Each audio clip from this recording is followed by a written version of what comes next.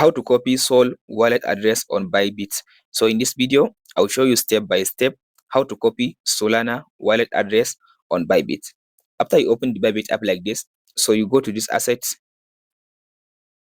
After you go to asset, now you go to deposit.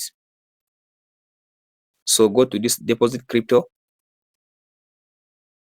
So now you go and search for the Sol. So now select the Solana.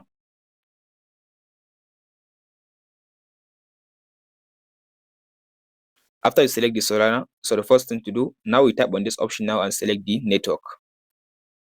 So here is it now, Sol network. So from there, now here is the address. If you want to copy, you can tap on this copy button, this one. So you can tap on this copy or you can tap on this copy. If you want, you can save even the image. You can tap on this option now to save the image. If you save the image, you can even send the image to the person and the person can be able to record, to scan the QR code from his phone. So you tap on this copy button. So now you copy the Solana wallet address. If this video helps, don't forget to like and subscribe. We'll meet in the next one.